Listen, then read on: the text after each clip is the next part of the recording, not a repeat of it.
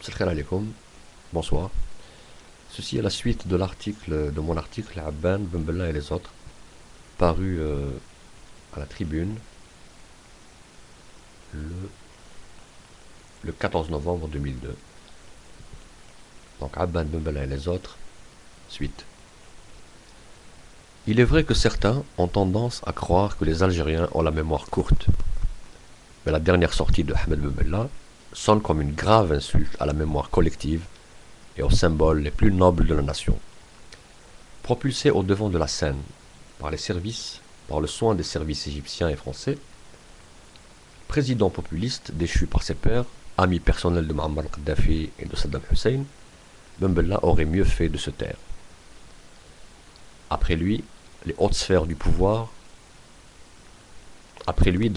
du pouvoir, on se gargarisera longtemps de patriotisme bon marché, alors que dans le plus grand secret, on permettait à la France de continuer à commettre ses essais bactériologiques et chimiques sur le territoire national à Wadi Namus jusqu'à la fin des années 70. Au nom de quelle raison d'État? On se le demande vainement encore aujourd'hui. Par ailleurs, les pourfendeurs professionnels les plus acharnés du fameux Hizb français, le Parti de la France, parmi les décideurs, ne tarderont pas à acquérir demeures cossues, commerces et autres biens immobiliers à Paris, Bruxelles, Genève et ailleurs, tout en alimentant leurs comptes en banque, au Crédit Lyonnais, à la BNP et autres établissements financiers étrangers, avec l'argent de la rente pétrolière détournée et des commissions colossales perçues sur le dos d'un peuple aux abois. C'est que pour besoin de sauce interne, il a toujours été permis à la voyoucratie du tiers-monde de faire usage d'envolées lyriques sur fond de démagogie et de diversion. Pardon. Les années et décennies passant, de socialisme spécifique en libéralisme de bazar, d'état-exception en éternel état d'urgence, de fraude en fraude électorale, de fuite en fuite en avant, les Algériens donnent l'impression d'être considérés comme un troupeau qu'on mène à l'abattoir, sans état d'âme. Rêve partis en fumée, liberté très tôt mise, entre parenthèses.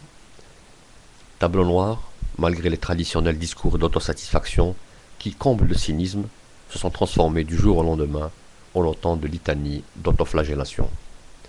La perspective de l'instauration d'une hypothétique république islamiste, une sorte d'épouvantail à la substance et aux contours insondables, écartée, force est de constater le renforcement stratégique de l'ordre établi depuis le coup d'État de l'été 62, avec le parachèvement d'un pluralisme de façade mis en place et articulé autour du couple FLN-RND. Les différents groupes constitutifs de la caste dirigeante de ces 40 dernières années sont ainsi rassemblés par la grâce d'une réconciliation suprême entre familles. Et c'est avec un personnel discrédité, responsable de tant et tant de ratages, que l'on voudrait faire croire aux Algériens que leur devenir sera colorié en rose.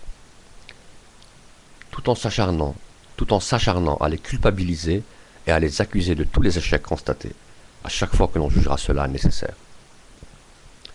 La gestion de la situation politique et sécuritaire pendant ces dernières années de folie meurtrière, la prolifération et le renforcement des réseaux mafieux liés à l'import-import, au trafic de drogue et autres, exacerbent les interrogations quant aux missions exactes dévolues à chaque centre de décision au sein de l'État et appellent des réponses en matière de compétences et de responsabilité.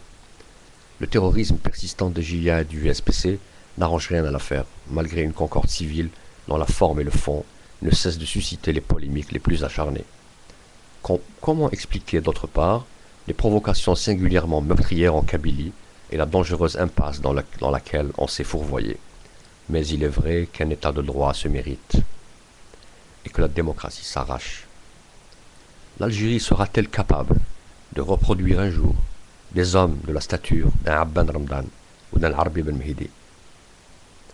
En attendant, quel crédit peuvent avoir des professions de foi, des promesses ou des élections? Merci. C'est comme ça. Bien sûr, la sortie de Ben Bella à cette époque a été suivie par d'autres. En général, on peut dire par d'autres bathistes et khobzistes, etc. À l'instar de Ali Kafi, par exemple, qui a osé accuser Abban Ramdan de pas mal de mensonges. Heureusement qu'il y a des hommes qui lui ont répondu. Par exemple, Ali Kafi, il y a Ben Youssef Ben Khedda Allah yarhamou, euh, qui a qui a eu qui a répondu à Kafi et qui l'a remis en place juste avant de mourir, juste avant que Ben Khedda meure Allah yarhamou, il a répondu à Kafi, il a donné une paire de claques pratiquement. Voilà, donc c'est tout à l'honneur de Ben Youssef Ben Khedda Allah yarhamou.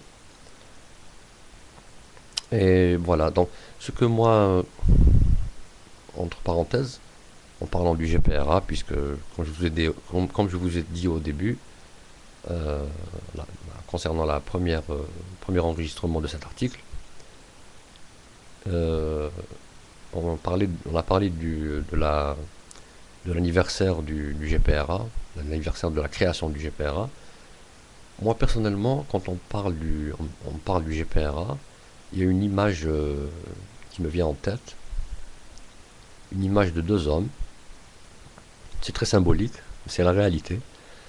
Une image de deux hommes, de deux révolutionnaires algériens, Abban Ramdan et Belkhedda al Rahman, qui, quand ils étaient à Tunis, ils partageaient la même chambre, la même chambre. Ils dormaient dans la même chambre.